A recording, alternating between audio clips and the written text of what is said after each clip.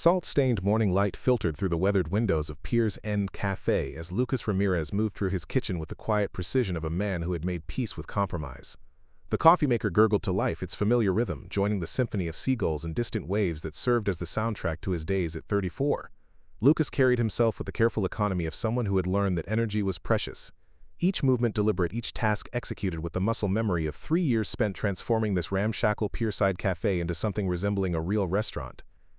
"Daddy, the onions are crying again," Maya called from her corner booth where homework papers spread across the scarred wooden table like fallen leaves, her dark hair falling in waves that reminded him painfully beautifully of Sophia. Every morning the resemblance grew stronger, and every morning Lucas felt that familiar twist in his chest, part gratitude, part grief.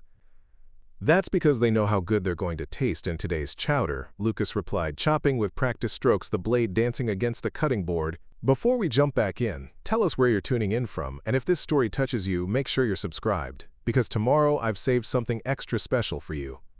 In a rhythm that once earned him recognition in kitchens where reservations were booked months in advance, now it earned him enough to keep the lights on and Maya fed, which was victory enough most days.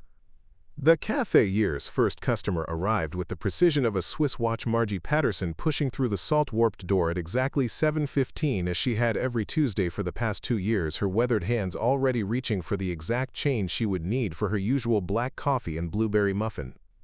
"Morning, sunshine," she greeted Lucas with the warm familiarity of someone who had watched him transform from the shell-shocked widower who first stumbled into town to the man who could make her laugh while serving the best breakfast on the coast.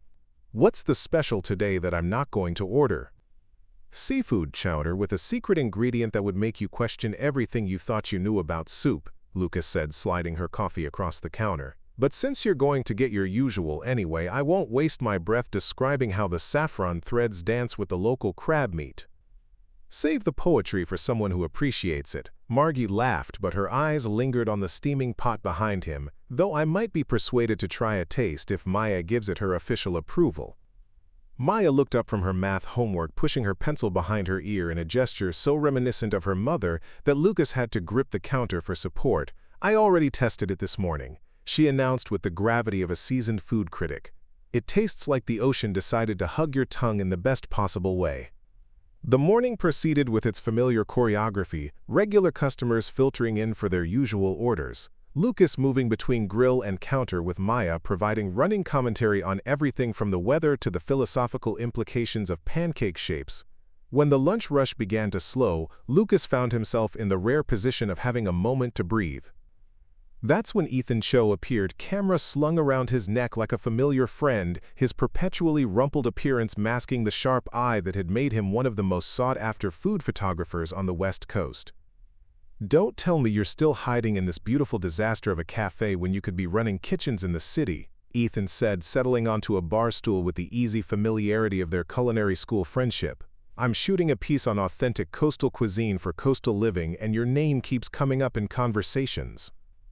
"My name comes up in conversations about people who used to cook, not people who still do," Lucas replied, but his hands moved automatically, preparing Ethan's usual the Korean fusion sandwich that existed nowhere on the menu but always appeared when his old friend visited. "That's where you're wrong, my friend," Ethan said, accepting the sandwich with appreciation. "People are talking about the guy on the pier who makes magic happen with whatever ingredients he can afford. That's present-tense cooking, not past-tense dreaming." Maya looked up from her homework again, studying Ethan with curious eyes. "Are you here to take pictures of Daddy's food?" "That depends," Ethan said seriously. "Do you think it's worth photographing?" "Everything Daddy makes is worth photographing," Maya declared with absolute certainty. "He puts love in every single dish. Mom used to say you can taste love. And Daddy's food tastes like the biggest hug ever." Lucas felt the familiar tightness in his throat that came whenever Maya quoted Sophia, her mother's words living on in their daughter's bright observations. Ethan caught his expression and shifted the conversation back to safer ground, discussing techniques and ingredients, while Maya returned to her homework. The afternoon sun was painting the cafe in golden light when the door opened again, admitting a woman who clearly didn't belong to their usual clientele. She moved with the controlled confidence of someone accustomed to boardrooms and first-class flights, her designer jeans and simple white blouse. Speaking of understated wealth that didn't need to announce itself, her dark hair was pulled back in a style that managed to look effortless. despite probably requiring significant effort. She surveyed the cafe with analytical eyes, taking in the mismatched chairs, the hand-painted menu board, the way Lucas had arranged driftwood and sea glass to hide the worst of the wall damage when her gaze settled on him. Lucas felt an unexpected jolt of recognition, not that he knew her, but that he knew the type-driven successful, probably used to getting exactly what she wanted when she wanted it. "I'll have whatever you think represents this place best," she said, settling at the counter, her voice carrying the crisp authority of someone who made decisions for a living. "And don't give me something safe. I didn't drive all the way out here for safe." Lucas studied her for a moment, noting the way her fingers drummed against the counter, the slight tension in her shoulders that suggested this casual stop was anything but casual. "You want the real deal?" "I want whatever proves this place is worth my time," she replied, meeting his gaze directly. Maya looked up from her homework, watching the exchange. With interest, Lucas could practically see the gears turning in his daughter's mind, already cataloging this stranger as someone potentially interesting. "One authentic Piers End experience coming up," Lucas said, moving toward his prep station with renewed energy. Something about this woman's challenge had awakened the competitor in him, the chef who once believed he could conquer the culinary world with nothing but skill and determination. As he began to work selecting ingredients with the careful consideration of a painter choosing colors, Lucas felt the familiar alchemy begin the transformation of raw materials into something greater than the sum of their parts behind him. He could hear Maya engaging their mystery customer in conversation, her bright chatter filling the spaces between the sizzle of onions and the rhythmic chop of his knife. "Cook me a perfect meal and maybe I'll come back," the woman said as Lucas plated her dish, the words carrying weight that suggested they meant more than casual customer feedback. Lucas met her eyes as he set the plate before her, seeing something there that matched his own hunger, not for food but for recognition, for the chance to prove that talent didn't always wear expensive clothes or work in gleaming kitchens. Sometimes it wore salt-stained aprons and made magic happen on a forgotten pier where the ocean met the sky and dreams learned to survive on determination alone. The pre-dawn air carried the scent of brine and possibility as Lucas stood in his small apartment above the cafe, watching Maya sleep in the soft light filtering through salt-stained windows, her face peaceful in the way that only children could manage even when life had thrown more curveballs than any 10-year-old should have to catch. Yesterday's encounter with the mysterious woman had lingered in his thoughts through the night, her challenge echoing with the weight of unspoken expectations. "Cook me a perfect meal and maybe I'll come back." The words had stayed with him as he prepped vegetables, as he cleaned the kitchen, as he tucked Maya into bed with her mother's favorite lullaby. They carried the kind of weight that suggested this wasn't just about food, but about something deeper. Something that connected to the part of himself he'd thought buried beneath years of survival and compromise. Maya stirred as the first real light of morning painted the walls, opening eyes that held Sophia's warmth and curiosity. "Morning, Daddy. Are we going to the market today?" "We are indeed, little critic," Lucas said, ruffling her hair. "Today we're shopping for something special." The coastal market sprawled along the waterfront in organized chaos, vendors calling out the morning's best catches and produce. Lucas moved through the familiar maze with Maya at his side, her small hand in his as they navigated between tourists and locals, the scent of fresh bread mixing with ocean air and the earthy richness of just-picked vegetables. "Tell me again about the mystery lady," Maya said as Lucas examined a display of local mushrooms, his practiced eye selecting specimens that spoke of rain-soaked forest floors and hidden growing places. "What makes you think she's mysterious?" Lucas asked, though he couldn't deny his daughter's assessment had been accurate. Something about yesterday's customer had suggested layers beneath the surface depths that went beyond simple hunger or curiosity. "She looked at you the way Mom used to when you were cooking," Maya replied, with the devastating honesty that only children possessed, like she was seeing something special and maybe a little bit scared of how special it was. Lucas felt that familiar tightness in his chest, the way memories of Sophia could still ambush him in unexpected moments, but Maya's observation carried something else. Recognition that perhaps his gift hadn't died with his dreams, that perhaps there was still something worth seeing in his cooking, worth being scared of. They moved through the market like dancers in a familiar routine, Lucas selecting ingredients with the careful attention of a composer, choosing notes for a symphony, baby vegetables that spoke of spring earth, just-caught halibut that carried the essence of cold Pacific depths, herbs that released their secrets only when treated with proper respect. Maya offered commentary on each selection, her palate educated by years of tasting her father's experiments. "What about these?" Maya held up a bunch of wild fennel, its feathery fronds catching the morning light. "They smell like the ocean decided to become a plant." Lucas smiled, taking the fennel and adding it to their growing collection.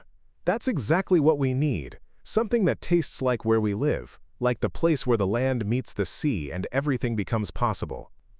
Back in the cafe's kitchen, Lucas moved with renewed purpose. The morning's shopping spread across his prep counter like an artist's palette. Maya settled at her usual table, homework temporarily forgotten as she watched him work, her presence both audience and inspiration.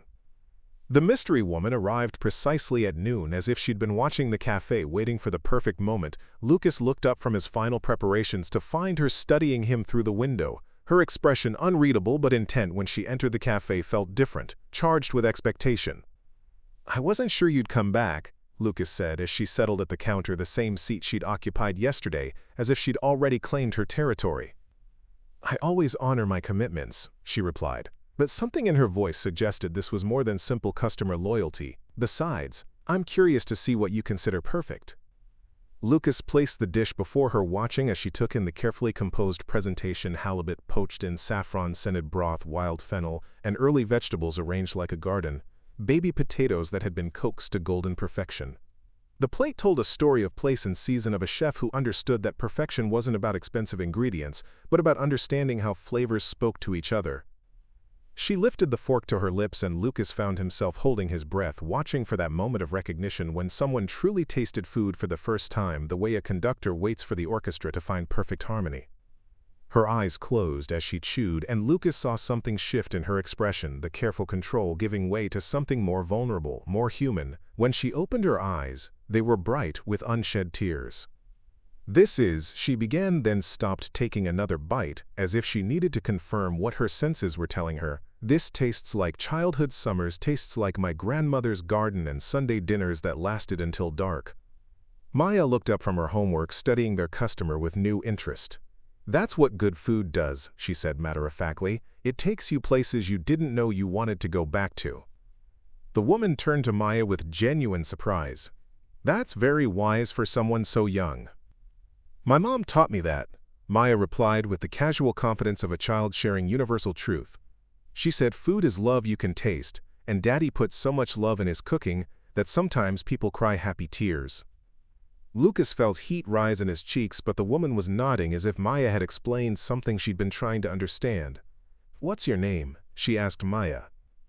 "Maya Sofia Ramirez," Maya announced with pride, "and someday I'm going to help Daddy open the most amazing restaurant where every dish tells a story and everyone leaves feeling like they've been hugged from the inside." "Maya, that's enough chatter," Lucas said gently, but the woman held up her hand. "No, please let her talk," she said, returning her attention to Maya. "What kind of stories would your restaurant tell?" "Stories about where ingredients come from," Maya said, warming to her subject, "like how these potatoes grew in soil that's been kissed by ocean mist for 100 years, and how the fennel learned to taste like sea breeze by listening to the waves every night." The woman smiled, the first completely genuine expression Lucas had seen from her. "And what about the chef? What's his story?" Maya's expression grew serious. "Daddy used to cook in fancy places where people wore ties to dinner, but then Mom got sick and everything changed. Now he cooks here, where the ocean can watch him work, and the seagulls are his critics, and even though it's not the same as before, it's still beautiful, because love makes everything beautiful." Lucas felt his chest tighten with a mixture of pride and pain at his daughter's summary of their life, her ability to find beauty in compromise, to see love where others might only see loss. The woman finished her meal in contemplative silence, her gaze moving between Lucas and Maya as if she were solving a puzzle. "I'm Camille," she said finally. "Camille Hart, and I'd like to discuss something with you if you have time." "What kind of something?" Lucas asked, wariness creeping into his voice. Success had taught him to be suspicious of offers that seemed too good to be true. "The kind that might give Maya's restaurant story a chance to become reality," Camille said, "but first I need to know, are you interested in being more than just the guy on the pier who makes amazing food, or are you content with hiding your light under this beautiful but very small bushel?"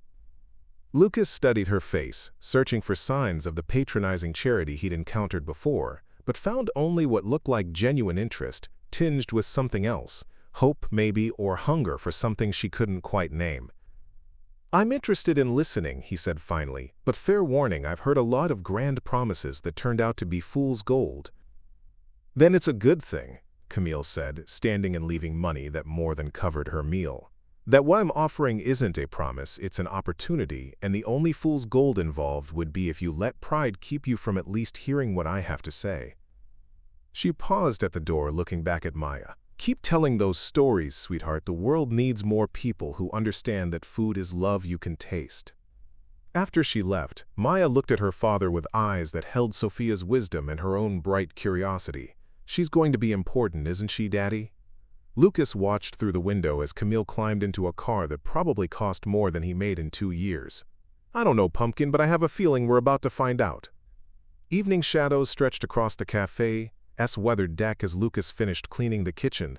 The day's service complete, Maya curled in her corner booth with a book about ocean creatures. Her homework long finished, the familiar rhythm of closing duties, providing comfort in routine when headlights swept across the parking lot, cutting through the gathering dusk. Camille emerged from her car with the same controlled confidence she'd displayed earlier, but something in her posture suggested this visit carried more weight than a simple follow-up to lunch. Lucas watched through the window as she paused, studying the cafe's exterior as if seeing it with new eyes, noting details that most customers overlooked: the hand-painted sign weathered by salt air, the mismatched chairs on the deck that he'd rescued from various garage sales, the way driftwood and sea glass had been arranged to hide structural flaws while creating something approaching charm. I was hoping we could talk, she said, entering the cafe with the measured stride of someone who had learned to command rooms full of executives, somewhere private if possible. Maya looked up from her book, studying Camille with undisguised interest. Are you here for another perfect meal or something else? Something else, Camille replied, settling at the counter. But I promise it's good, something else. Lucas poured coffee without being asked, the simple gesture buying time to study their unexpected visitor in the cafe. Vista Swarm lighting her expensive clothes seemed less intimidating, more like a costume she wore for some other version of herself. Maya, why don't you finish your chapter upstairs? I'll be up to say goodnight in a little while. But I want to hear about the good something else. Maya protested with the logic of a child who sensed adult conversations were often more interesting than adults pretended. Some conversations need to happen between grown-ups first, Lucas said gently but firmly. We'll tell you about it later if it turns into something worth telling. Maya gathered her book with exaggerated reluctance, pausing beside Camille's chair. Whatever you're thinking about my daddy, you should know he's the most amazing cook in the world and also the best dad, and if you hurt his feelings, I'll be very disappointed in you. I'll keep that in mind, Camille said seriously, and for what it's worth, I have no intention of hurting anyone's feelings. After Maya's footsteps faded on the stairs above, Lucas settled across from Camille, noting how the cafe's casual atmosphere seemed to soften her edges, make her appear younger, less guarded. So what's this good something else that couldn't wait until regular business hours? Camille wrapped her hands around her coffee cup as if drawing warmth from more than just the ceramic. I wasn't entirely honest earlier about why I'm here in town. I'm not just passing through. I'm here on business-specific business that involves restaurants and authentic local talent. What kind of business? Lucas asked, keeping his voice neutral, though warning bells were beginning to sound in his mind, the kind of wariness that came from years of learning that good fortune often carried hidden costs. I'm working on a project, Camille said, choosing her words carefully. A restaurant concept that's built around community connections, local sourcing, the kind of authentic culinary experience that can't be manufactured or franchised, the kind of thing that has to grow organically from a specific place and the people who understand it. Lucas studied her face, noting the way her eyes lit up when she talked about authenticity, the genuine enthusiasm that seemed to war with some deeper calculation. And you think I might fit into this project somehow? I think you might be exactly what this project needs, she replied, leaning forward slightly. Someone who understands food not just as fuel or even pleasure, but as connection, as story, as the thing that makes a place feel like home. I think you could help create something really special. Where would this something special be located? Lucas asked, though part of him was afraid he already knew the answer. Here, Camille said, gesturing toward the windows that framed the ocean view. We're close to here, somewhere that honors what you've already built while giving you the resources to do it properly, to reach the audience that deserves to experience what you can create. Lucas felt a familiar stirring, the same excitement that had once driven him to work 18-hour days in pursuit of culinary perfection, but experience had taught him to be suspicious of easy answers. And what would you get out of this arrangement? The satisfaction of helping create something meaningful, Camille said, but something in her tone suggested there was more to the story. The chance to be part of a project that actually matters instead of just another place for wealthy people to see and be seen. Before Lucas could respond, footsteps on the deck announced another visitor, Ethan Cho, appearing in the doorway with his camera bag and the casual timing that suggested he'd been keeping an eye on the cafe. "Sorry to interrupt, but I left my lens cap here earlier and I figured I'd grab it before you locked up for the night." "No problem," Lucas said, standing to retrieve the forgotten equipment from behind the counter, but his movement gave Ethan a clear view of Camille, and Lucas caught the slight tightening around his friend's eyes, the photographer's instinct for reading people and situations. "I don't think we've been properly introduced," Ethan said, extending his hand toward Camille. "Ethan Cho. I'm an old friend of Lucas's from culinary school, and occasionally his voice of reason when he's too stubborn to see good opportunities." "Hi Dole, Camille Hart," she replied, shaking his hand with professional firmness. "I was just discussing a potential opportunity with Lucas, actually." "What kind of opportunity?" Ethan asked, settling uninvited at the counter, his presence shifting the conversation's dynamic, making it clear he considered himself part of whatever discussion was taking place. Camille glanced at Lucas as if seeking permission, then seemed to decide that Ethan's involvement might actually help her case. A restaurant project that would showcase local talent and authentic coastal cuisine, the kind of thing that could put this area on the culinary map. "Sounds ambitious," Ethan said, his tone neutral, but Lucas caught the undercurrent of skepticism. "What's your background in the restaurant business?" "I work in hospitality," Camille replied vaguely. "I've been involved in several successful projects over the years, places that have managed to balance commercial success with culinary integrity." Lucas noticed she hadn't really answered Ethan's question, and from his friend's expression it was clear he'd noticed too, the kind of diplomatic non-answer that suggested there was more to Camille's story than she was willing to reveal. "The thing is," Camille continued, addressing Lucas directly, "opportunities like this don't come along often, and when they do, timing matters. I'd love to set up a trial run, something small and intimate, where you could showcase what you're capable of when you have the right resources." "What kind of trial run?" Lucas asked, curiosity overriding caution, despite Ethan's obvious reservations. "A dinner party," Camille said, her enthusiasm becoming more genuine. 10 or 12 people who understand food, who can appreciate artistry when they see it, a chance for you to cook without worrying about cost or ingredients, just pure creativity guided by your understanding of this place and its flavors. Preparing and narrating this story took us a lot of time, so if you are enjoying it, subscribe to our channel, it means a lot to us. Now, back to the story. Maya's voice drifted down from upstairs, calling good night in the sleepy cadence of a child fighting bedtime. Lucas called back automatically, but his attention remained focused on Camille's proposal, the chance to cook without constraints, to show what he could really do given proper resources, and an audience that would understand. "When?" he heard himself asking, even as Ethan's expression grew more concerned. "This weekend, if you're willing." Camille said, "I have access to a location that would be perfect, beautiful views, full kitchen equipment, whatever you need to make magic happen." "Lucas," Ethan said quietly, "maybe you should think about this, take some time to consider all the angles." "What angles?" Lucas asked, though he could see the concern in his friend's expression, the photographer's instinct for seeing beyond surface presentations. Ethan hesitated, glancing at Camille, then back at Lucas. "Make sure you understand what you're getting into, who you're getting into it with. Some opportunities come with strings attached, and sometimes those strings only become visible after you're already tangled up in them." Camille's expression tightened slightly, the first crack in her composed facade. "I understand the concern, but I assure you my interest in Lucas's talent is genuine. I'm not here to take advantage of anyone or create problems. I'm here because I recognize something special when I see it." Lucas looked between his oldest friend and this woman who had appeared in his life like a force of nature, bringing with her the promise of everything he'd thought he'd lost forever, the chance to create, to matter, to reach people through food in ways that transcended simple nourishment. "One dinner party," he said finally, "no commitments beyond that, just a chance to see what's possible." Camille smiled, the expression transforming her face, making her appear younger, more vulnerable. "That's all I'm asking for, just a chance to show you what could be possible when talent meets opportunity." After she left with promises to call with details, Lucas found Ethan studying him with the concerned expression of a friend who'd seen him make impulsive decisions before. "Just be careful, okay? There's something about her that doesn't quite add up." "Like what?" Lucas asked, though part of him had noticed the same thing, the careful way she'd avoided certain questions, the vague references to her background in hospitality. "Like someone who's used to getting what she wants and isn't entirely honest about what that is or why she wants it," Ethan replied. Just promise me you'll keep your eyes open, watch for red flags, and don't let the promise of cooking at your full potential blind you to whatever agenda she's not sharing." Lucas nodded, but as he climbed the stairs to tuck Maya into bed, his mind was already racing with possibilities, menus that could showcase the coast's bounty techniques he'd shelved for lack of proper equipment.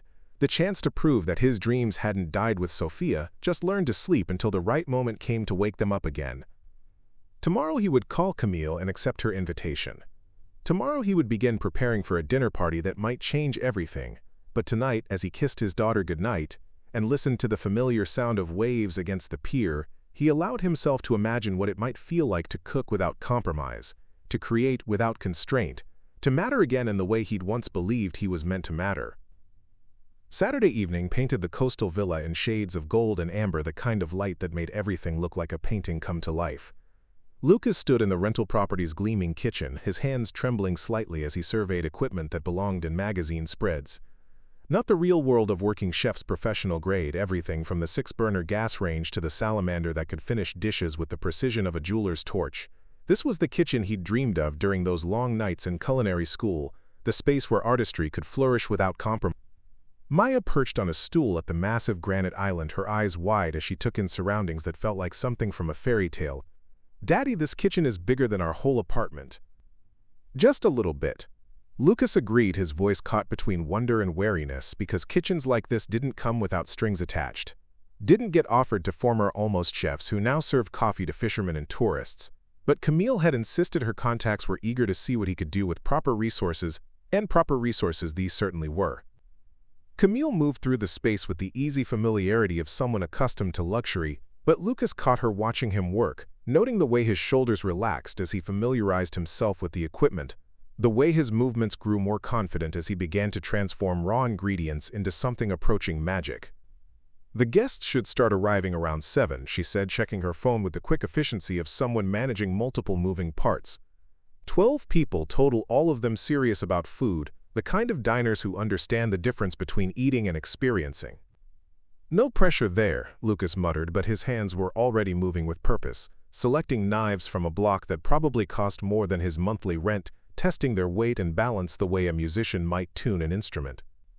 The afternoon had been spent in preparation, Lucas and Maya visiting 3 different markets to source ingredients that could live up to the kitchen's potential: local oysters that tasted like the sea's own poetry, wild salmon whose flesh carried the color of Pacific sunsets, vegetables so perfect they seemed almost too beautiful to cook. Maya had appointed herself official taste tester, offering commentary that ranged from profound to ridiculous but always honest.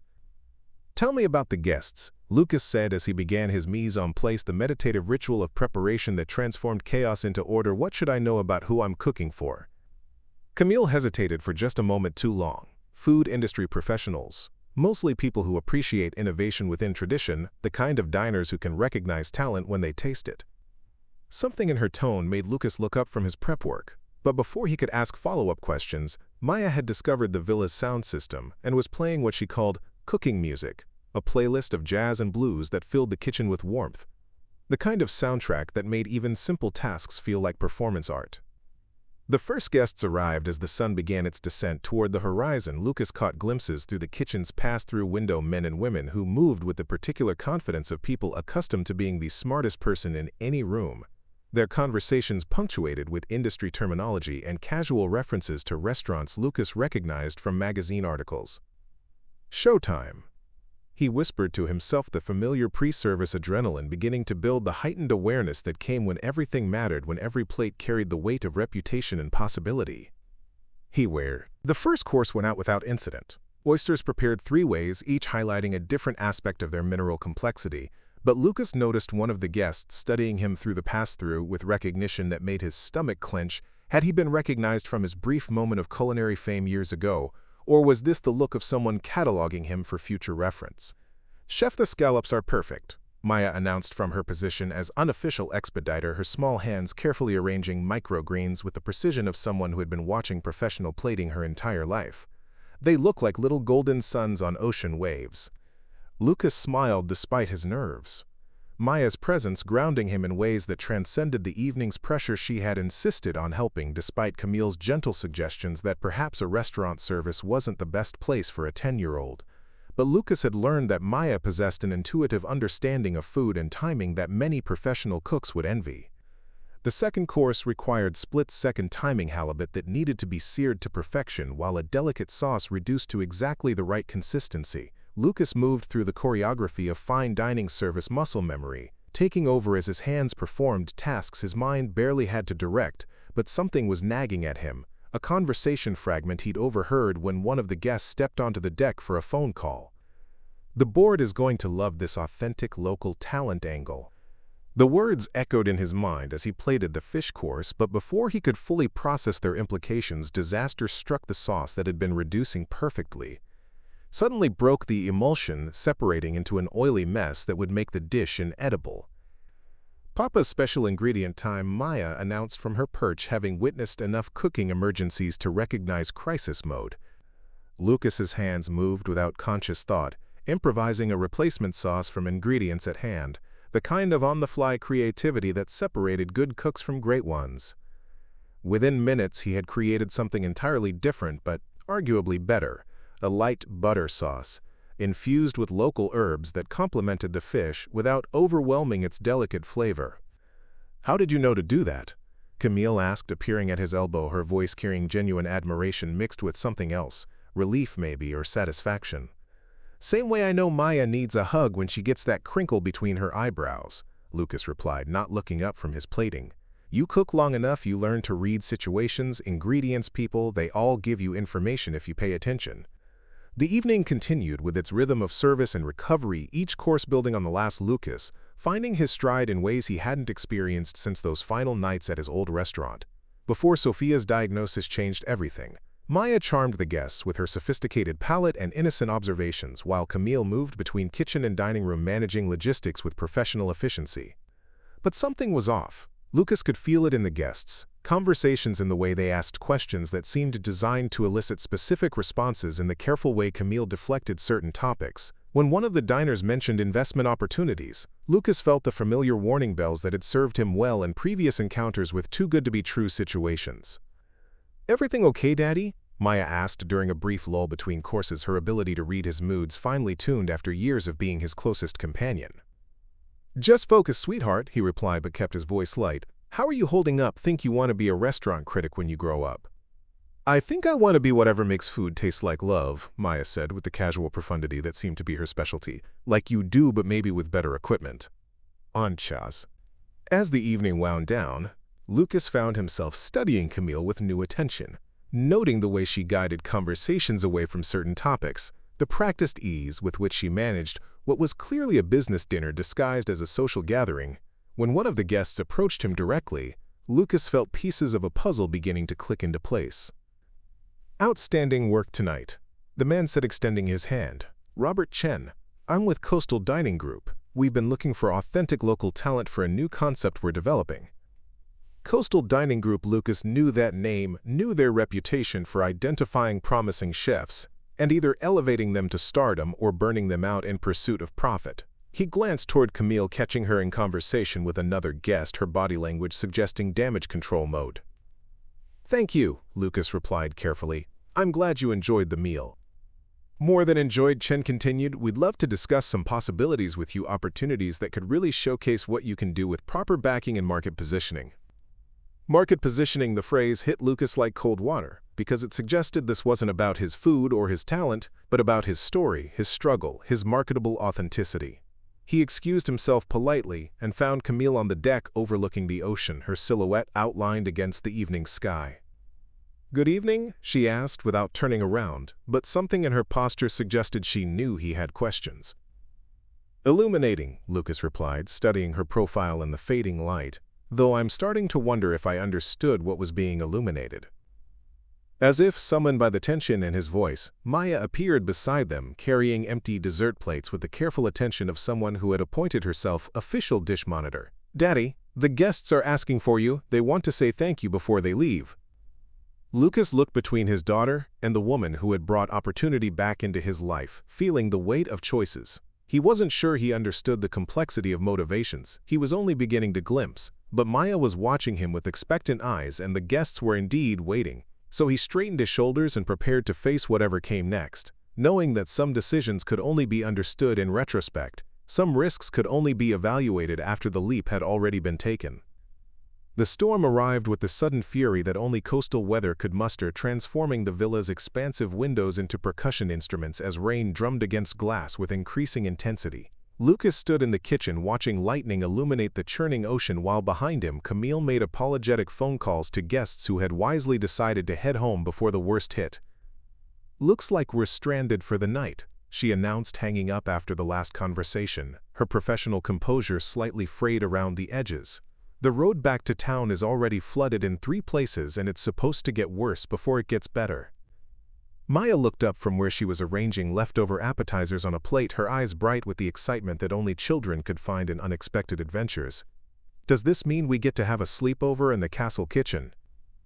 "Something like that," Lucas said, though his attention was divided between his daughter's enthusiasm and Camille's obvious discomfort with the unplanned intimacy of being trapped together. The careful distance she'd maintained all evening suddenly impossible to preserve when Mother Nature had other plans. The villa's great room provided sanctuary from the storm's fury, its massive fireplace casting dancing shadows while floor-to-ceiling windows offered a spectacular light show as nature unleashed its power. Maya had claimed the largest sofa as her fortress, building elaborate structures from throw pillows, while Lucas and Camille found themselves sharing the kitchen island with coffee and the remains of the evening's dessert. "I should probably apologize," Camille said, stirring her coffee with unnecessary attention to the task, "for not being entirely straightforward about tonight's purpose. I know some of those guests asked questions that might have made you uncomfortable. Questions about market positioning and investment opportunities," Lucas asked, keeping his voice neutral, though he could feel the careful equilibrium of the evening beginning to shift towards something more honest, more dangerous. "Among other things," she admitted, then looked up to meet his eyes directly. "But their interest is genuine, Lucas. What you did tonight in that kitchen, it wasn't just cooking, it was artistry. And artistry deserves to be seen, to be supported, to be given the resources it needs to flourish." Maya looked up from her pillow fortress, studying the adults with the acute attention of someone who had learned to read emotional undercurrents. "Are you two going to fight? Or are you going to tell stories? Because if you're going to fight, I vote for stories instead." "Stories it is," Lucas said, grateful for his daughter's intervention. "What kind of stories are we talking about?" "Mom used to say that every person carries stories in their heart like recipes," Maya explained, settling more comfortably among her pillows. "Ingredients that made them who they are. And if you share the right stories with the right people, it's like cooking a meal that feeds souls instead of stomachs." Camille smiled, the first completely unguarded expression Lucas had seen from her. "Your mother sounds like she was very wise." "She was," Maya said matter-of-factly. "She died when I was 7, but she taught me that stories are how we remember people and how we help other people understand us. Daddy has the best stories about her, like how she could taste love in food and how she made him promise to keep cooking even when it hurt."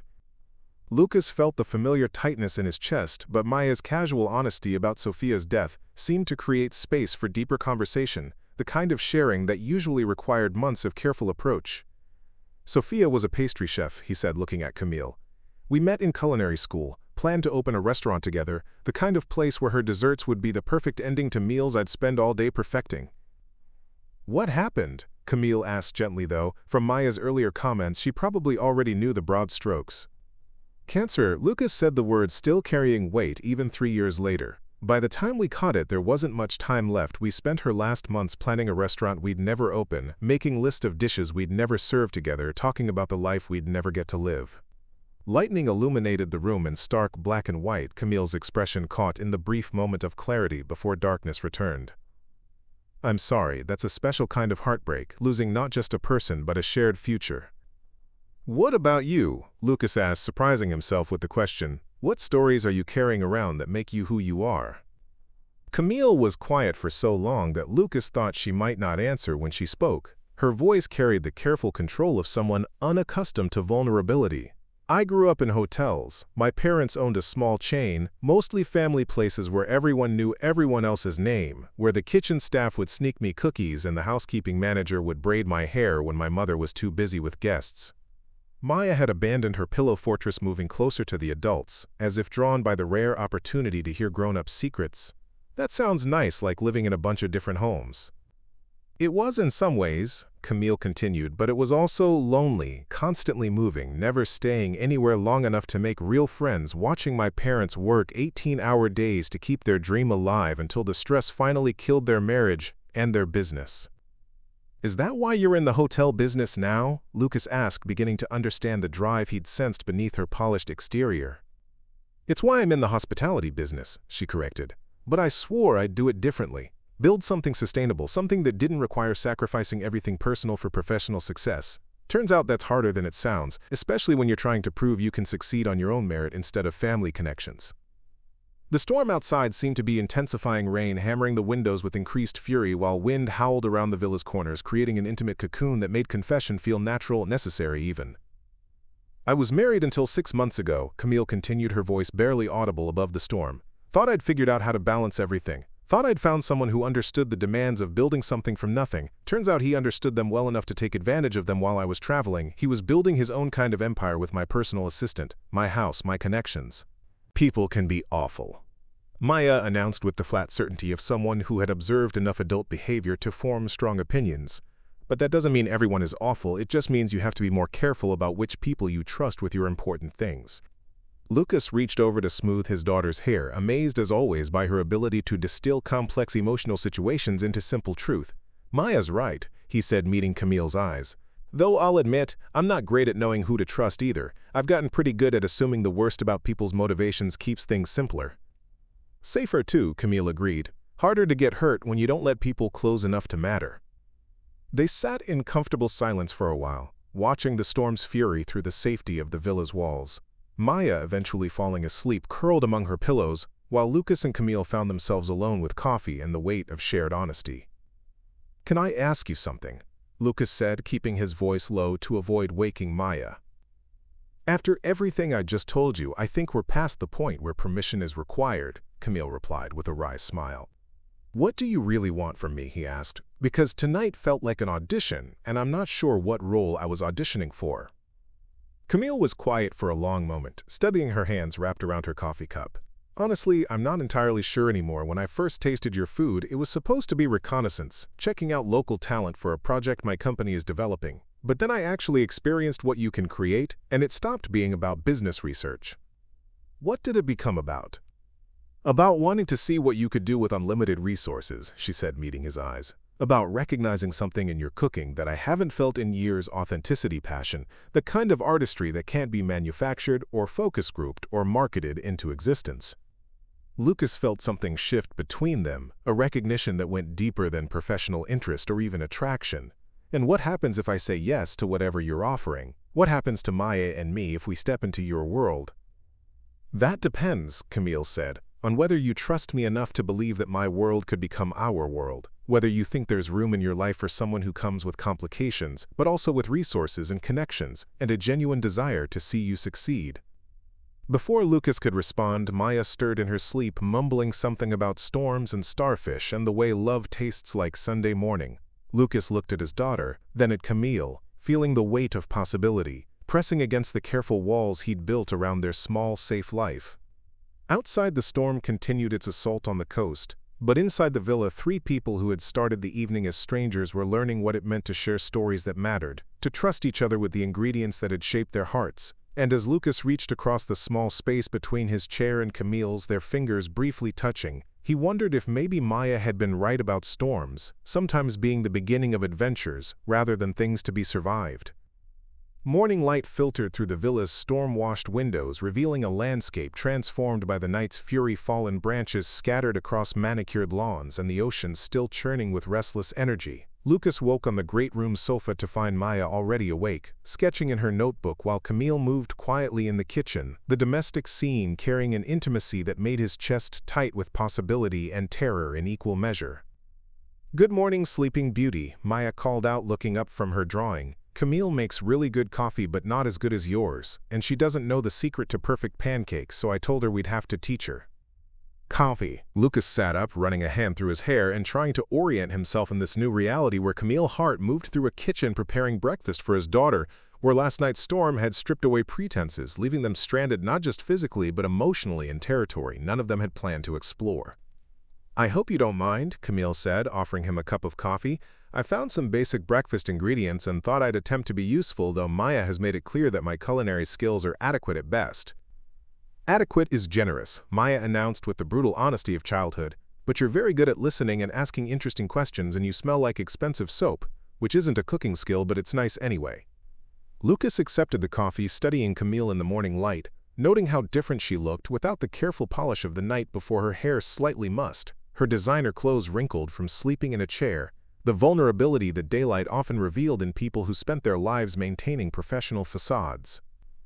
"Any word on the roads?" he asked, though part of him wasn't ready for the storm's isolation to end for the return to regular life, where questions about motivations and hidden agendas would intrude on whatever fragile understanding they'd built during the night.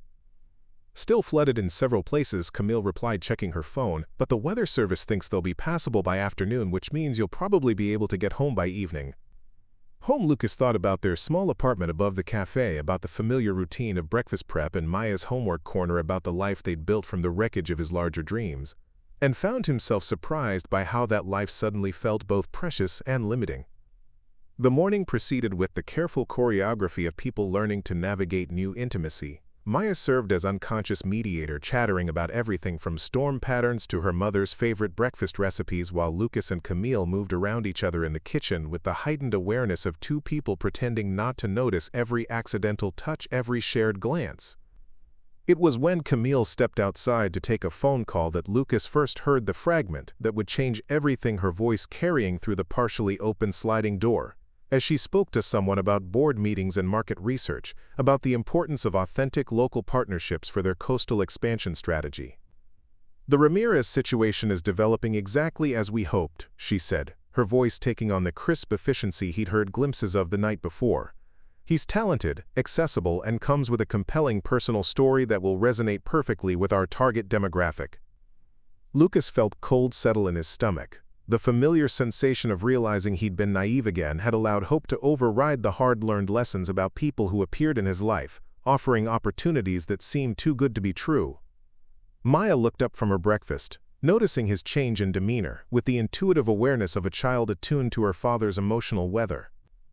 "Daddy, what's wrong?" she asked, setting down her orange juice. "You look like you did when we had to leave the old apartment." "Nothing's wrong, Pumpkin." Lucas lied smoothly, the protective instinct that had carried them through 3 years of struggle kicking in automatically, "just thinking about what we need to do when we get home." But something had shifted the easy intimacy of the morning, suddenly feeling precarious, artificial, even when Camille returned from her call. Lucas found himself studying her with new wariness, looking for signs of the calculation he'd heard in her voice, the business strategy that had apparently been running parallel to whatever personal connection they'd been building. Ethan's arrival in the early afternoon brought both relief and complication, his photographer's eye immediately cataloging the scene with the kind of professional assessment that suggested he'd suspected something like this might happen. Lucas caught him taking in the domestic tableau, the way Camille and Maya interacted with easy familiarity, the tension in Lucas's shoulders that suggested internal conflict. "Road's finally clear," Ethan announced, settling at the kitchen island with the casual confidence of someone who belonged. "Thought you might need a ride back to town, since I'm guessing your car is still where you left it yesterday."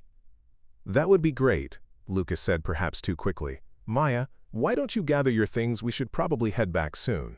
Camille's expression flickered with something that might have been disappointment or relief, difficult to tell, which, "Of course, you probably have a million things to catch up on. I should get back to my own responsibilities anyway." As Maya collected her scattered belongings from around the villa, Lucas found himself alone with Camille for the first time since overhearing her phone call, the space between them suddenly charged with unspoken tension. "Last night was," she began, then stopped, seeming to struggle for words that wouldn't sound like dismissal or manipulation. "Last night was complicated," Lucas finished for her, keeping his voice neutral. "Probably best if we take some time to think about what it means before we make any decisions about next steps." Something in his tone made her study his face more carefully. "Lucas, is everything okay? You seem different than you did this morning." "Just processing," he replied, which was true enough even if it didn't capture the growing sense that he'd been fool enough to mistake business strategy for genuine connection. Fool enough to think that someone like Camille Hart would be interested in someone like him for reasons that had nothing to do with market research and compelling personal stories. The ride back to town was quiet.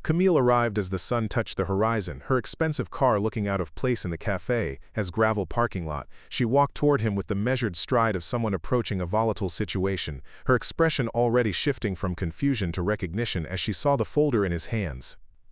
"You found it," she said, simply stopping a careful distance away as if sensing the anger radiating from him like heat from summer pavement. "I found it," Lucas confirmed, holding up the leather folder that contained the blueprint for his commodification. "Interesting reading, very thorough market analysis, compelling narrative strategy. I especially enjoyed the section about leveraging my daughter's natural charm for family demographic appeal." Camille's face went pale in the fading light. "Lucas, let me explain, this isn't what it looks like. The folder represents preliminary research, not final decisions, and certainly not my personal feelings about you or Maya." "Preliminary research?" Lucas repeated the words, tasting bitter in his mouth. "Is that what you call cataloging my tragic backstory for maximum emotional impact? What you call analyzing my daughter's potential as a marketing asset? What you call 3 years of survival, transformed into authentic coastal dining experience?" "You're taking this out of context," Camille said, stepping closer, her professional composure beginning to crack. "Yes, I work for Heartstone Hospitality. Yes, we're developing coastal properties, but that doesn't mean my interest in you is purely business. It doesn't mean everything between us has been calculated manipulation. Doesn't it?" Lucas asked, his voice rising, despite his efforts to stay calm. "Because from where I'm standing, it looks exactly like calculated manipulation. Looks like you identified a struggling chef with a compelling story, and decided to see if you could package my authenticity for your target demographic." Maya's voice cut through their argument, bright and confused, as she emerged from the cafe carrying 2 cups of hot chocolate. "I made drinks for everyone because arguments are always better with chocolate, and maybe if we're nice to each other we can figure out what's really wrong." The sight of his daughter standing between them, offering innocent hospitality to the woman who had reduced their lives to market research, broke something fundamental in Lucas's chest. "Maya, go back inside, please. This is grown-up conversation that needs to happen without little ears listening." "But Daddy," Maya protested, studying both adults with growing concern. "Camille looks sad and you look angry, and I don't understand why everyone stopped being happy." "Because sometimes people aren't who they pretend to be," Lucas said, his voice gentler for Maya's sake, but his eyes never leaving Camille's face. "Sometimes people have reasons for being nice that aren't the same as caring about us." Maya looked between them with the dawning understanding that adults were more complicated than she'd previously realized. "Camille, is that true? Were you pretending to like us?" "No, sweetheart," Camille said, kneeling to Maya's level, her voice thick with emotion. "I wasn't pretending to like you. I could never pretend something like that. You're one of the most amazing people I've ever met, and your father is extraordinary, but sometimes grown-ups make mistakes about how to handle their feelings." "What kind of mistakes?" Maya asked, with the relentless logic of childhood that demanded honest answers to difficult questions. "The kind where you don't tell people important things because you're scared they won't understand," Camille replied, looking up at Lucas with eyes that pleaded for something he wasn't sure he could give. "The kind where you let business obligations get mixed up with personal feelings until you can't tell the difference anymore." "But you could tell us now," Maya suggested with the optimism of someone who believed all problems had solutions if people just tried hard enough. "You could explain the important things, and then we could understand and maybe stop being sad about it." Lucas felt his daughter's hope pressing against his anger, demanding space for forgiveness he wasn't ready to offer. "Maya, please go inside. We'll talk about this later, I promise, but right now I need to finish this conversation with Camille." After Maya reluctantly retreated to the cafe, Lucas turned back to Camille, feeling the weight of betrayal settling around him like fog. "Explain it. Then, explain how someone builds a relationship with a 10-year-old as market research. Explain how you share vulnerable stories about your childhood while planning to turn mine into corporate strategy." "I never meant for it to happen this way," Camille said, her professional composure finally cracking completely. "The folder represents work I did before I really knew you, before I understood what you and Maya meant, before I realized that some things are more important than business opportunities." "But you didn't throw it away," Lucas pointed out. "You didn't tell your board that this was a terrible idea. You didn't say that maybe some people's lives shouldn't be transformed into dining experiences for wealthy tourists looking for authentic coastal charm." "No, I didn't," she admitted. "Because I'm a coward. Because I've spent my entire adult life building a company that proves I can succeed on my own terms, and I was terrified that walking away from a profitable opportunity would make me look weak or sentimental or unable to separate business from personal feelings." "And now?" Lucas asked, though he wasn't sure he wanted to hear the answer. wasn't sure any answer could repair the fundamental trust that had been broken. "Now I realize that some things are worth looking weak for," Camille said, "worth risking professional reputation for, worth choosing over profit margins and market penetration, and all the other things I thought mattered more than anything else." The sun had disappeared into the ocean, leaving them in the purple twilight that made everything look uncertain, fragile as if the wrong word could shatter whatever remained between them. Lucas looked at this woman, who had awakened possibilities he'd thought buried forever, who had made his daughter laugh and dream about futures that extended beyond their small, safe life, who had also reduced them both to demographic data and marketing opportunities. "It's too late," he said finally, the words feeling like stones in his mouth. "Maybe your feelings changed. Maybe you realized that some things matter more than business success, but the damage is done. Maya trusted you. I trusted you. And trust isn't something you can rebuild with explanations and good intentions." "Lucas, please," Camille began, but he was already walking away from her toward the cafe where warm light spilled from windows and Maya waited with questions he wasn't sure how to answer. "I need you to leave," he said without turning around. "I need you to take your market research and your authentic coastal dining experience and your compelling narrative strategy and go back to whatever boardroom you came from. I need you to let us go back to being nobody special again." Behind him he heard her car door close, heard the engine start, heard the crunch of gravel as she drove away, but he didn't turn around, didn't watch her taillights disappear into the darkness, because some goodbyes were final even when they broke your heart, and some trust once shattered couldn't be rebuilt, no matter how much you wanted to believe in second chances and redemption and the possibility that people could change their minds about what mattered most. 2 weeks crawled past like wounded animals, Lucas moving through the cafe, routines with mechanical precision serving regulars who noticed his distraction but respected coastal privacy enough not to ask direct questions. Maya had stopped mentioning Camille after the 3rd day of receiving careful non-answers to her inquiries about when their friend might visit again, but her drawings had grown subdued, populated with figures that stood farther apart than before, restaurants with empty tables, families with missing pieces. The morning brought familiar disasters, the coffee machine choosing breakfast rush to emit grinding sounds that spoke of expensive repairs needed immediately, the walk-in cooler developing a leak that threatened the day's seafood order, and Margie Patterson arriving with news that the harbor master was raising dock fees again, squeezing the small businesses that gave the pier its character out of existence one monthly payment at a time. "You look like hell warmed over," Margie observed, settling at her usual stool with the blunt honesty of someone who had earned the right to speak truth. "Whatever's eating at you, it's showing up in your cooking, not that the food isn't still good, but it's missing something, heart, maybe, or hope, hard to say which." Lucas poured her coffee without being asked, his hands moving through motions that required no conscious thought. "Just tired, been a long couple of weeks, lots of small problems adding up to bigger ones." Small problems like equipment failures, or small problems like a certain business lady who hasn't been around lately, Margie asked with the shrewd perception of someone who made her living reading people's faces across diner counters. "Equipment failures." Lucas lied smoothly, though Margie's expression suggested she wasn't buying the misdirection. "Nothing that can't be solved with money I don't have and time I can't spare." The day continued its litany of minor catastrophes, punctuated by Maya's increasingly worried glances every time the phone rang, with another vendor demanding payment, another utility company threatening disconnection, another reminder that their small, safe life balanced on financial knife's edge that grew sharper with each passing month. Ethan arrived during the lunch lull, camera bag slung over his shoulder, but his usual easy confidence replaced by the careful attention of someone bearing difficult news. "We need to talk," he said, settling at the counter with unusual seriousness, "privately if possible." Lucas glanced at Maya, absorbed in her homework at the corner table, then led Ethan to the cafe's cramped office where bills and invoices created their own mountain range of stress on the scarred wooden desk. "If you're here to tell me I'm an idiot for walking away from opportunity, I've already had that conversation with myself multiple times. I'm here to tell you that walking away might not be an option much longer," Ethan replied, pulling a manila envelope from his camera bag. "I've been asking around about Hearthstone Hospitality about their coastal development plans, and what I found out isn't good news for small independent businesses in areas they've targeted for expansion." The photographs inside the envelope told a story Lucas recognized with sinking familiarity: before and after shots of coastal communities, where authentic local businesses had been replaced by carefully designed experiences that captured the aesthetic of authenticity while serving corporate profit margins. Mom-and-pop restaurants transformed into branded concepts that served focus group versions of regional cuisine to tourists who wanted the feeling of discovery without any actual risk.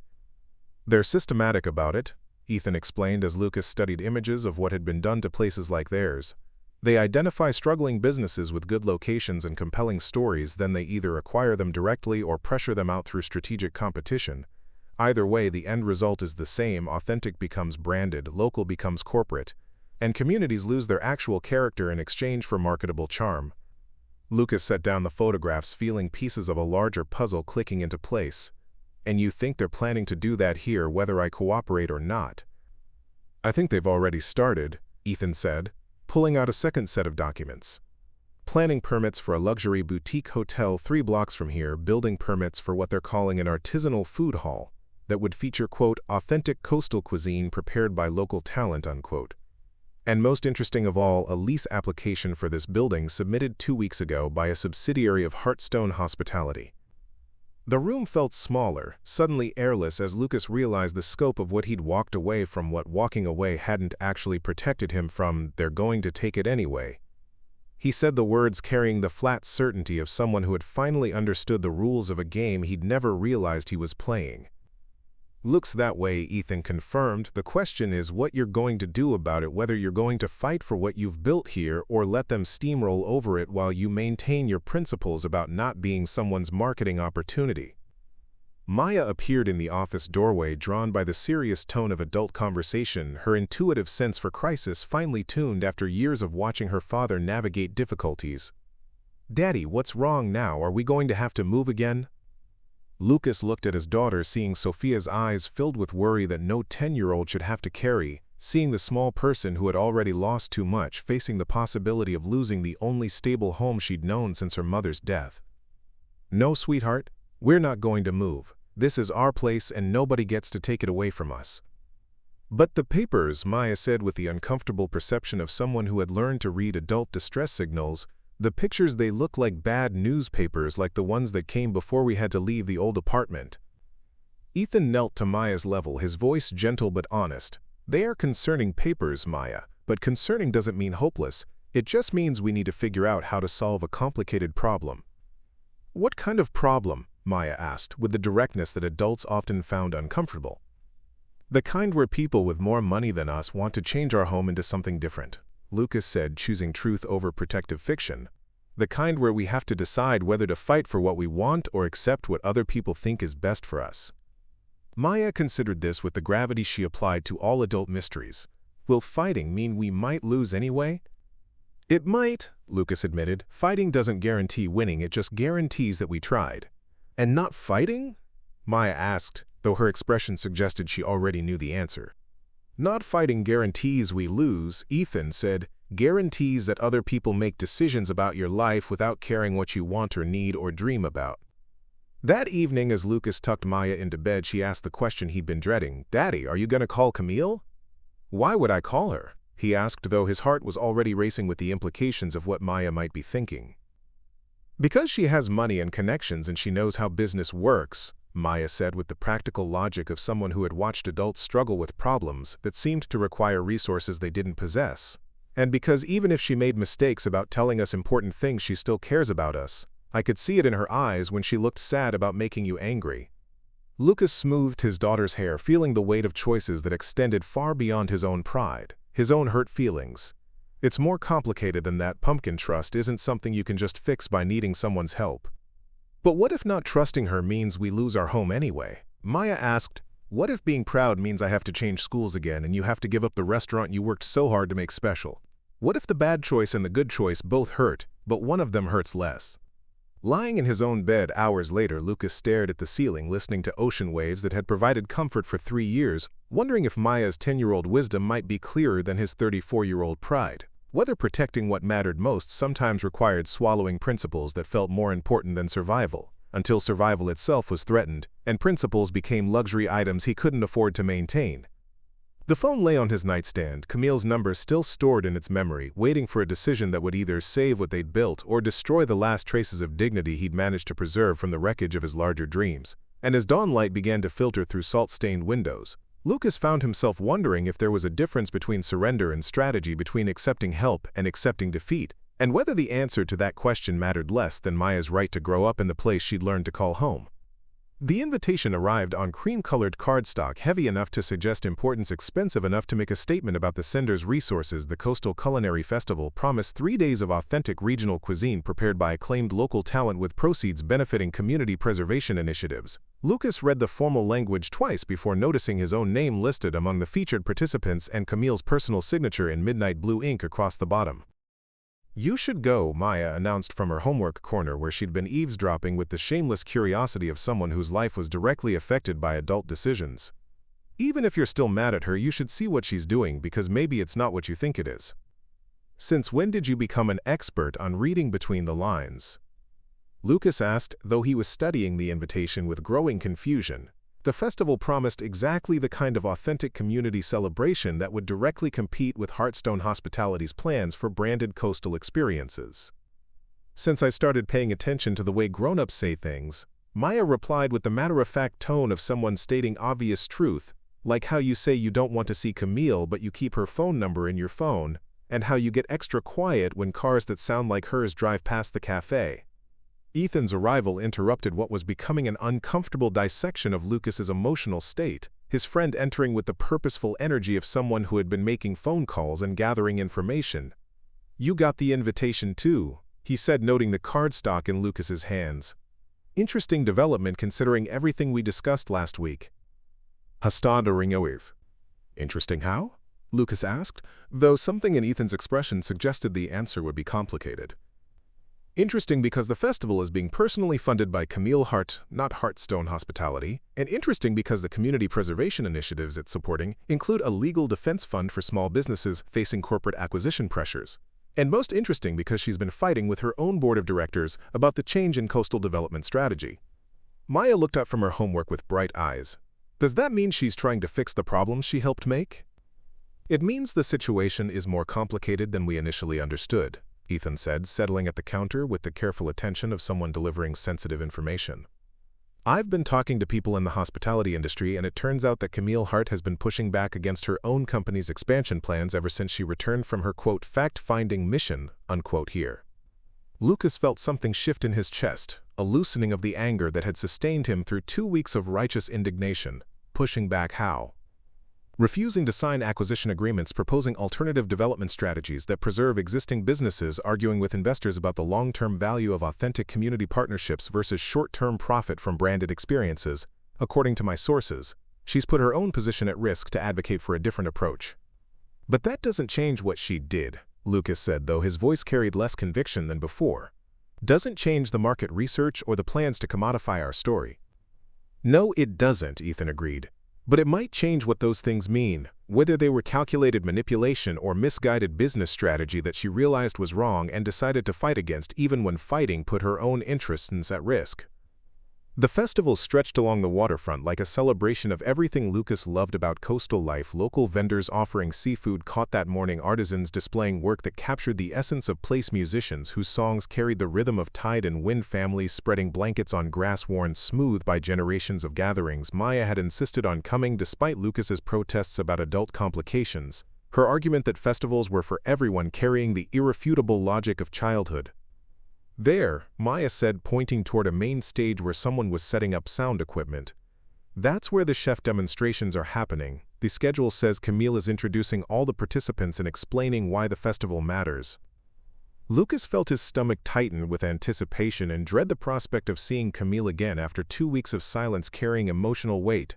He wasn't prepared to examine too closely. "Maybe we should just enjoy the other vendors," he suggested. "Try some different food, see what other local chefs are creating. Or maybe we should listen to what she has to say."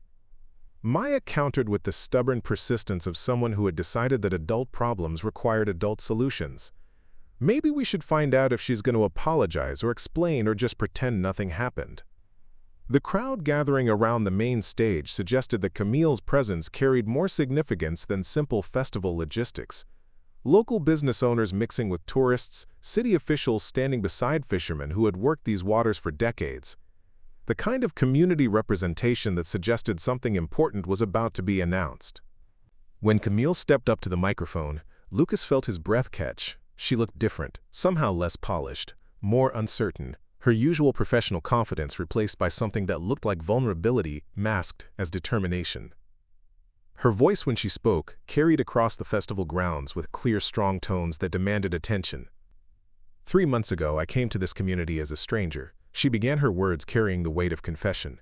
I came here representing corporate interests, looking for opportunities to develop what we called authentic coastal experiences.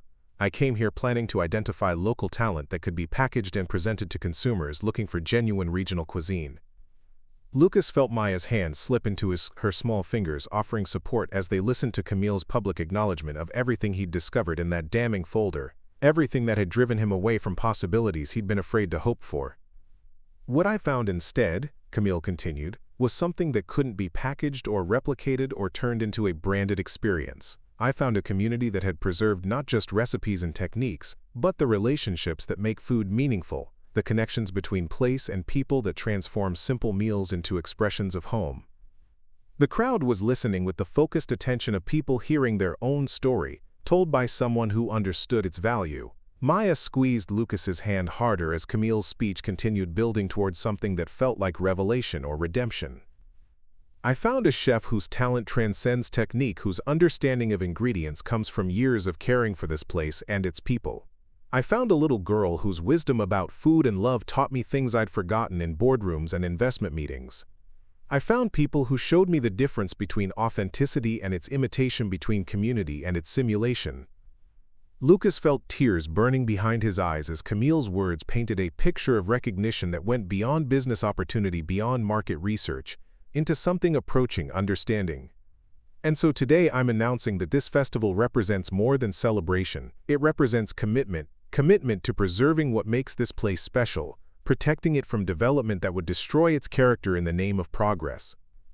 The announcement that followed changed everything. The establishment of a community preservation fund designed to support local businesses facing acquisition pressure, legal resources for fighting corporate development that threatened small-town character, and most surprising of all, a scholarship program for aspiring chefs named in honor of Sofia Ramirez, who had understood that food was love you could taste. Maya was crying now, tears of happiness streaming down her face as she listened to Camille honor her mother's memory in front of hundreds of people. Lucas felt his own emotional defenses crumbling as he realized the scope of what Camille had risked, what she had chosen to fight for, even when fighting meant standing against her own company's interests. When the speech ended and the crowd began to disperse, Maya tugged at his hand with urgent determination. "Daddy, we have to go talk to her. We have to say thank you for remembering Mom and for trying to fix things, and for being brave enough to tell everyone the truth about what she did wrong." Lucas looked across the festival grounds toward where Camille stood, surrounded by well-wishers and community leaders, seeing her not as the polished CEO who had manipulated his trust, but as someone who had found the courage to admit mistakes and work toward redemption even when that work came at personal cost. And as Maya pulled him forward through the crowd, he found himself wondering if second chances might be worth the risk of being hurt again, if forgiveness might be another word for hope, and if the woman who had honored Sofia's memory in front of strangers might be someone worth trusting with the fragile future he and Maya were still learning to build. The festival's closing night transformed the waterfront into something magical, thousands of lights strung between weathered posts, creating constellations that competed with stars emerging in the darkening sky. Lucas found himself walking through crowds that felt different now, less like strangers and more like neighbors, people who had shared food and stories and shied. The kind of community celebration that reminded everyone why places like this mattered, why they were worth fighting to preserve.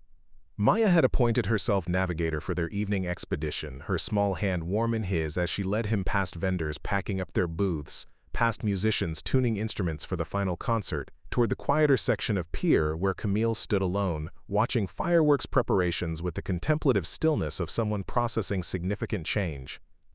"She looks lonely," Maya observed with the direct honesty that characterized all her social assessments, like she's not sure if she belongs here or if people want her to stay.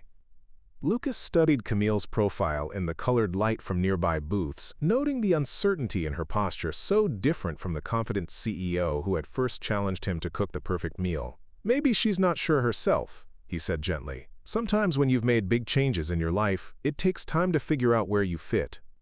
"Should we go tell her she fits?" Maya asked, with the simple logic of someone who believed most problems could be solved through direct communication.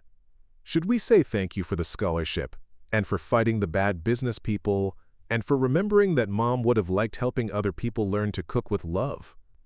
Before Lucas could answer, Camille turned as if sensing their presence, her face lighting up with genuine pleasure before uncertainty clouded her expression, the careful distance of someone unsure of their welcome. "Lucas, Maya, I wasn't sure if you'd stayed for the closing ceremony." Maya insisted, quote, Lucas said, finding himself oddly nervous now that the moment for conversation had arrived. "She wanted to see the fireworks, and thank you for the scholarship program. It's a beautiful way to honor Sophia's memory." Camille's smile was soft, genuine, transformed by emotion that couldn't be manufactured or strategized. "Your mother would be proud," she said, kneeling to Maya's level. "She would love knowing that her understanding of food as love will help other people learn to create that kind of magic." "She would also like you," Maya announced with absolute certainty, "because you listened to her recipe for happiness and decided to use it even when it was harder than doing things the wrong way." "What recipe was that?" Camille asked, though Lucas suspected she already knew the answer. "Food is love you can taste," Maya replied, as if explaining universal truth. "But love only works when it's real, when it comes from caring about people, not wanting to use them for something else." Lucas felt his chest tighten with pride and grief, watching his daughter share wisdom that somehow honored Sophia's memory while offering forgiveness to someone who had earned it through actions rather than words. "Maya's right," he said, meeting Camille's eyes directly. "What you did these past weeks, fighting your own company, risking your position to protect this place, that took courage, and that means something." "It means I finally understood what I was really looking for," Camille replied, standing but maintaining the careful distance of someone respecting boundaries. "I spent so long building a company that proved I could succeed that I forgot to ask whether success was making me into someone I actually wanted to be." The first fireworks exploded overhead, painting their faces in gold and green light. Maya clapped with delight while Lucas found himself studying Camille with new eyes, seeing not the polished businesswoman or the calculated manipulator, but someone who had chosen growth over comfort, truth over convenience, redemption over reputation. "So what happens now?" he asked the question, carrying weight beyond simple curiosity, extending to possibilities that 3 weeks ago had seemed impossible to imagine. "Now I hope you'll let me prove that some partnerships can be built on trust instead of acquisition," Camille said, her voice careful but hopeful. "I hope you'll consider working together on something that honors what you've built, while giving it resources to flourish, something that keeps Maya's home intact, while creating opportunities for other families to find their own version of belonging." Maya looked between them with bright eyes. "Does that mean we get to keep our cafe and maybe make it even more special?" "It means," Lucas said, slowly testing the words as he spoke them, "that we might be able to build something new together, something that proves authentic community can thrive without sacrificing what makes it real in the first place." Above them, fireworks painted the sky in celebration, while around them families shared blankets and children chased sparklers and vendors called out final offerings of the night. Maya pulled a folded paper from her pocket, smoothing it carefully before presenting it to Camille with the solemnity of someone offering precious treasure. The drawing showed 3 figures standing in a kitchen that looked like a combination of dreams and possibility. Lucas recognizable by his chef's hat, Camille by her confident smile, Maya by the wooden spoon she wielded like a magic wand. Above them floated the words, "Our new restaurant family," written in careful 10-year-old script decorated with hearts and stars and small drawings of plates that seemed to glow with inner light.